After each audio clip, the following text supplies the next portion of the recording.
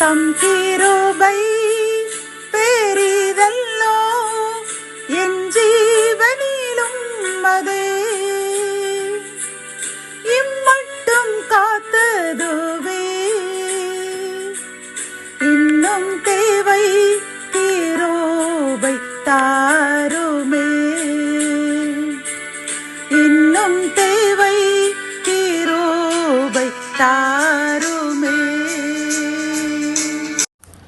ஆண்டவரும் இரட்சகருமாகிய இயேசு கிறிஸ்துவின் ஈடு இணையற்ற நாமத்தில் சேனைகளின் கர்த்தர் ஊழியத்தின் மூலம் 29/6/2025 இந்த நாள் உங்களுக்கும் உங்கள் சந்ததிகளுக்கும் ஆசீர்வாதத்தின் நாளாக அமையப் போகிறது என்று மனதார வாழ்த்துகின்றேன்.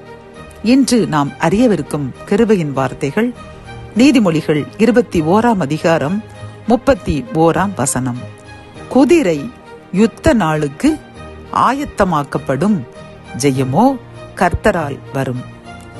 கத்தோலிக்க வேதாகமம் இவ்வாறு கூறுகின்றது: போர் நாளுக்கென்று குதிரையை ஆயத்தமாக வைத்திருக்கலாம், ஆனால் வெற்றி கிடைப்பது ஆண்டவராலேயே என்கின்றது. இந்த செய்தியை கேட்டுக்கொண்டிருக்கின்ற என் அன்பு சகோதரனே சகோதரியே, இந்த கிருபையின் வார்த்தைகள் மூலம் கர்த்தர் நமக்கு கூறும் நல் ஆலோசனையும் அறிவுரையும் என்னவென்றால், நாம் எவ்வளவு பிரயாசப்பட்டு ஒரு காரியத்தை எப்படியாவது வெற்றியுடன் முடித்து விட வேண்டும், இந்த சாதனையை நாம் செய்துவிட வேண்டும், இந்த காரியத்தை நாம் முழுவதுமாக முடித்துவிட வேண்டும் என்று நமது சுய பிரயாசத்தை நம்பி நாம் பல்வேறு முயற்சி எடுத்துக்கொண்டு இருக்கின்றோம் பிரியமானவர்களே. ஆனால் அது முழுவதும் தோல்வியாகத்தான் முடிக்கிறது, அப்படித்தானே?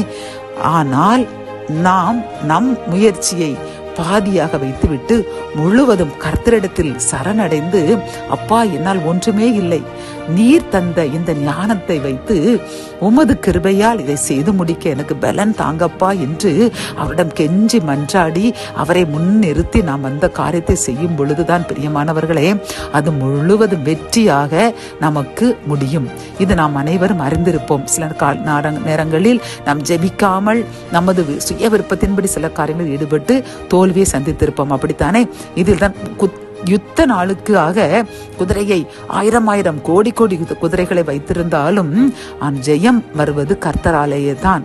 இது பழைய ஏற்பாட்டில் பார்க்கும் பொழுது சிசரா என்ற மன்னர் 900 இருப்பு ரதங்கள் எல்லாம் வைத்திருந்தால், ஆனாலும் அவனால் வெற்றி பெற முடியவில்லை என்று நாம் அனைவரும் அறிந்த உண்மை.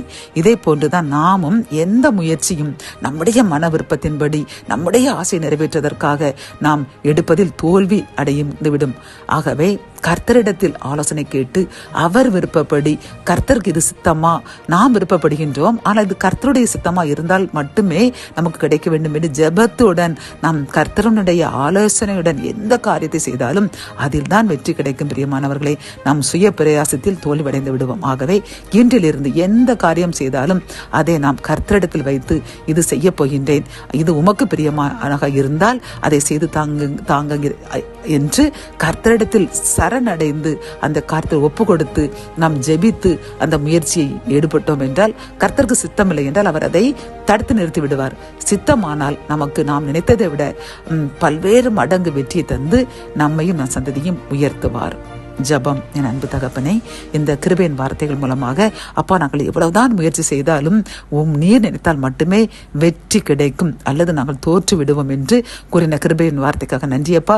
என்னுடன் சேர்ந்து யாரெல்லாம் நாங்கள் இனி எங்கள் சுய முயற்சியில் எங்கள் சுய ஆசையை நிறைவேற்ற எந்த முயற்சியும் எடுக்க மாட்டோம், கர்த்தரை மட்டுமே நம்பி சார்ந்து அவர் விருப்பப்படி மட்டுமே நடப்போம், அவரை முன்வைத்து எங்கள் காரியங்களை நாங்கள் நடத்துவோம் என்று உறுதி எடுக்கின்ற எங்களுக்காக ஜெபிக்கிறோம். எங்கள் உறுதியை ஏற்றுக்கொள்ளுங்க.